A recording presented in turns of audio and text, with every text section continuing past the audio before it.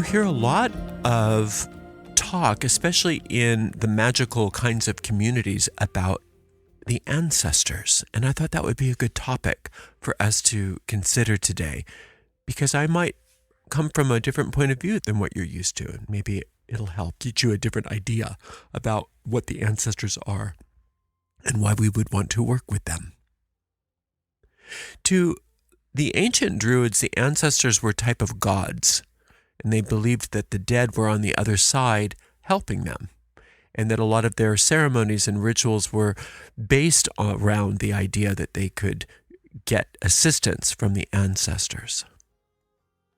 Let's start out just with the idea of genetics and genealogy. A lot of people are into genealogy. And my mom is very into genealogy, and she's done a lot of genealogy. And so I got led down the path of genealogy. And I feel like sometimes when you're doing a lot of genealogy, there's a lot of rabbit holes that you can go down. The best benefit for revering our ancestors in our own family tree is not that we can find our bloodline and our pedigree, but rather our family and our extended family and how they raised us and the kinds of ideas installed in our young minds. Now remember, as our ego is developing as young people, we are trained by those around us as to what the world is, how it operates, and a lot of the glass through which we see the world is formed during those young, early years. And when we grow up and we realize that our parents or our family didn't necessarily know what they were talking about, or led us down the wrong path, or gave us a lot of ideas that turned out to be false, or turned into neuroses, or all kinds of things, we tend to hold a lot of resentment for them. That resentment then just ties us to those patterns even more strongly.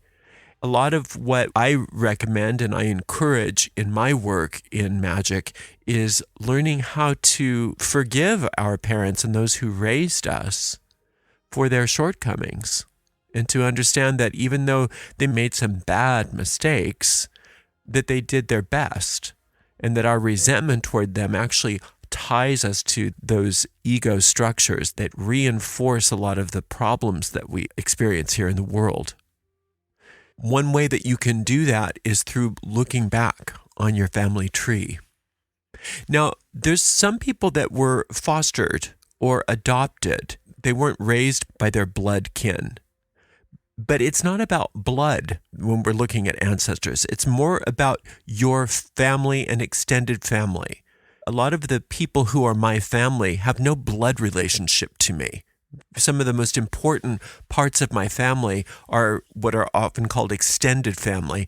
And I don't even like that, because it sounds like it's extended out of what's important. Actually, some of those people don't have any blood relationship to me. And it's still important for me to understand where they fit on my family tree.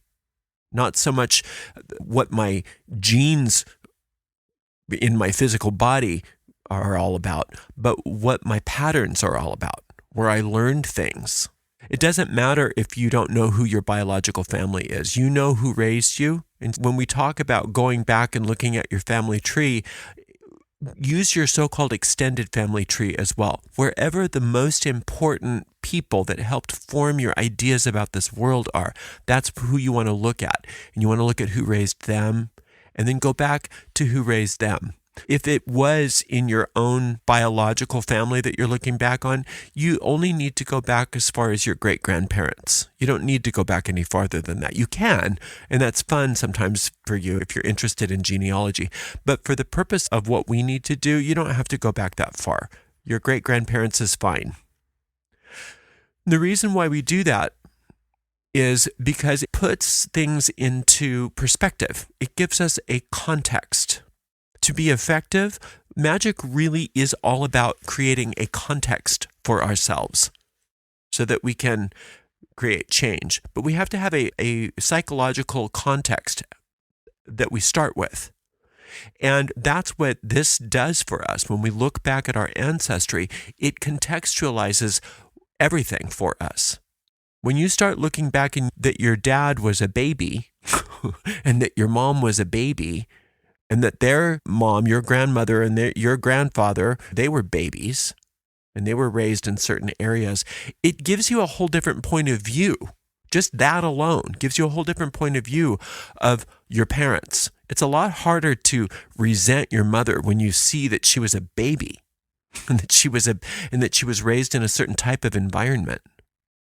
Right? When I was given all of this genealogy and I started looking back on my father's side of the family, I realized that my great-grandfather escaped Hungary just as World War I was festering, immigrated to America. I think he was 19 years old, met my great-grandmother, had my grandfather, and then my grandfather was 1 year old when his mother died. Then my grandfather did something that was more common back then. He married his late wife's younger sister. And then he had more family. Well, my grandfather turned into an alcoholic, was extremely abusive to my father and to my aunt and to my grandmother.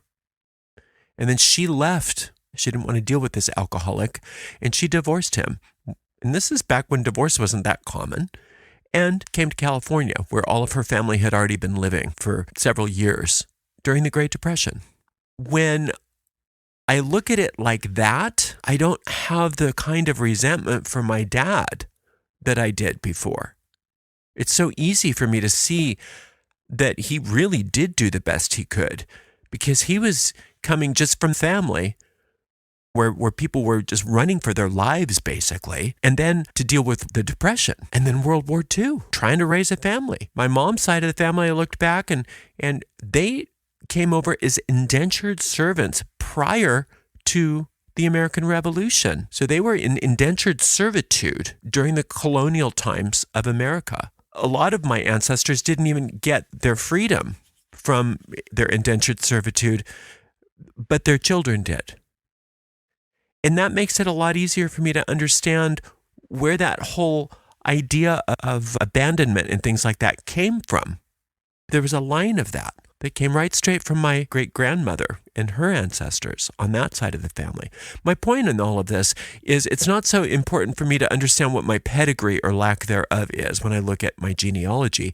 It's to understand where they came from. And then what I can do with that is I can look and I can not only be grateful to them for doing the best that they could in getting everybody together so I could even be here, but also give me an ability to forgive them for their shortcomings, to forgive them for their character flaws that they passed on to their children, who passed on to their children, who then passed them on to me. Ancestor reverence for me is I'm very grateful. And I'm very grateful. I definitely always will set a place at my Samhain table for them every October to revere them, not because I expect that they are alive and well living as shades on the other side and they're going to come back and visit me. I'm not interested in that. I'm hoping that they've gone beyond. I'm not interested at all in having an interaction with these people, because that's not my place to do that, because they have their own thing that they need to do, and I'm not interested in that. But I am interested in constantly, as who they are as souls, giving them love, respect, gratitude, and forgiveness. A lot of people have a hard time forgiving their parents, and that's understandable. There's a lot of resentment sometimes with our parents, even hidden resentment.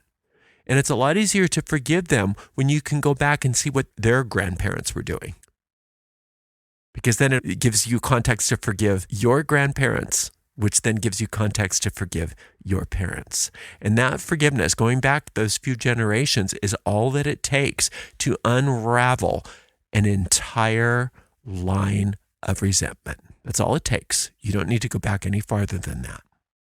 And see, what happens is that linear time doesn't exist in the spirit world. There's no such thing as linear time. They're still going through some of their stuff back then. They're still going through some of their stuff wherever they're stuck in time. And when you bless them and you forgive them, you release them And you can actually change the past. You can actually change the past. Now, they always talk about danger of time travel. When you go back in time, you don't want to alter anything because then everything will be different. Wouldn't that be nice if everything was different, though? We want things different. You can go back and change the past. You can go back through your family tree and change the past. And again, I'm not necessarily talking about your blood relations. I'm talking about the relationships with the people who raised you and who raised them and who raised them. What happens when you consider some of the horrible things that they were escaping? Some of the horrible things maybe that they were going through during the Depression or during the war, losing children in scarlet fever, and all of those things that were happening. And they still had to keep it together and make a living so that they could keep their family together so that you could eventually get born. So what happens if we turn back and we start blessing them? And we go back as spirits from the future and say, thank you so much for all that you're doing for me. Thank you so much for all that you're doing for me. You don't even know me, and you are doing so much good for me. I am so grateful for you. You know what that does, right? It opens the gates for the future you to come back and say thank you. Thank you for everything that you're doing here. Now, if you're getting blessed from your future self because you're blessing your past lineage, that's a lot of gratitude. That's a lot of healing. And that's a lot of changing the trajectory of where you are headed. If you want to really change the present, you can do no worse than going back and changing the past and changing your ideas of the past, taking all the resentment out. Maybe your parents didn't have what it takes to forgive their parents, so you can do it for them.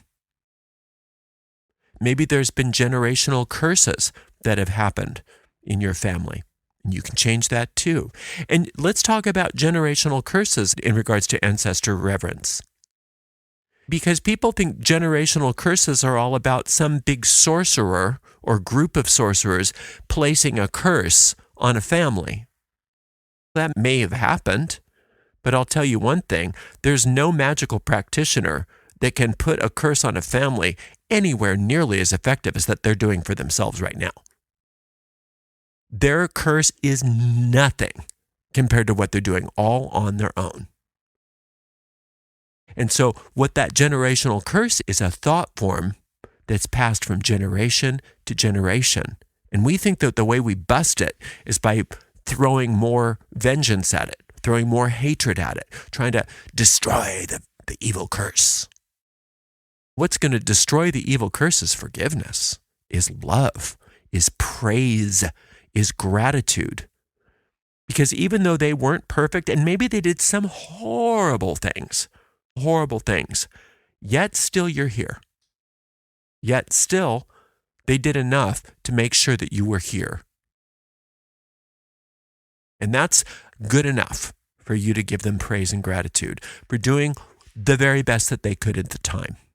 And to stop judging them, and to even go farther than that, and to, on behalf of whoever came after them, to forgive them as well. If you can go back a few generations and forgive everybody who had anything to do with the birth and raising of your family of origin, whoever raised you, whether that's your biological parents or not, you can undo any so-called generational curse because you're that powerful. A lot of times we think, I don't have what it takes to go up against a generational curse. I got to hire somebody that's really trained and they can get rid of this. They can lift it. No, they can't. They can't. They can help you. They can help direct you, but they can't lift the curse. You have to do that. You have to do that. That's your responsibility. And the only way to do that is not by throwing more upset at the situation. It's through peace. It's through gratitude and forgiveness.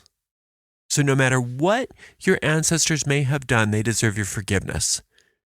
And no matter how poorly they may have, from your point of view, executed whatever needed to be executed in order for you to be here today. They still did it and you got here. So they deserve your gratitude, your thanks. Now that's a huge difference than worshiping them, because a lot of people misunderstand ancestor reverence and they think it's ancestor worship, that somehow they are gods, that they are somehow something to be worshiped. No, they're not. They're your ancestors. They did their best. They did a lot. Some of those people went through more than I ever want to even consider. I don't even want to think about some of the stuff they had to go through. So I'm grateful to them. And that's a wonderful context for finding freedom and release. Because as you unravel the pattern in your ancestry, you do unravel it in yourself. And a lot of the patterns that you've been banging your head against the wall trying to undo and why can't I seem to get through this? Why can't I seem to get through this? I keep going back again and again. It's because it's probably generational. It's probably generational. And if you can go back to your parents, and their parents, and forgive one at a time, you'll undo it all by yourself. You don't need any help. All it takes is the forgiveness and the gratitude. And then that's it. And you can get it done in a day. It doesn't have to take forever. You can get it done in one day if you want to. Now, like I said, it doesn't matter if you were adopted. It doesn't matter if you were fostered. It doesn't matter at all. Now, you may not have access or knowledge to who they were. You may not have knowledge of that. If you're in that situation where you just don't know who your ancestors were, you just don't know. You were raised in an environment where nobody knew. You know who raised you. Now, if you were raised maybe in a group home, you can look at the ancestry of that group home. Maybe you were raised in an orphanage. My mother was. You can do research on that orphanage and see where they came from and find out who founded them and why they were the way they were, and find forgiveness for that group home. That's the same principle as finding forgiveness for your great-grandmother. Right?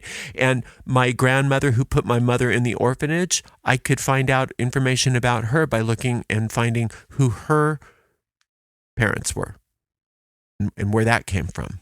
You see why my father was the way he was. He was raised by a raving lunatic alcoholic. But where did he become raving lunatic alcoholic? His mother died. And then his aunt became his stepmom. All as his parents had just escaped being part of what turned into a communist regime. That was the best he could do.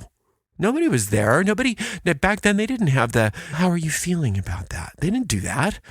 They didn't look for patterns. They didn't know any about that stuff. They just bared down and got through it. If they lived through another day and they didn't die, they figured that was success, right? So they didn't have the benefit of a lot of the stuff that we have as far as understanding motivation and patterns and neuroses and all of that stuff. So we can be their healer retroactively, going back and saying thank you, because they are still alive. Nothing dies. They are still alive, and their souls are so happy when you are grateful. They are so happy when you are forgiving, because it releases them too. And when they get released, you get released. And then when everybody in that whole family line gets released, everything changes for the better on the whole planet. And that's how much power you have. That's how much power you have. So this idea of ancestor reverence is so powerful. And you can do it any way that makes you feel good. But just make sure that your goal and your bottom line understanding of that is to find release, forgiveness, gratitude, and healing. And so that you can undo your patterns as well. And that you are there as a healer for them just as much as you are being healed. And as you heal them in the past, so are you being healed in the present.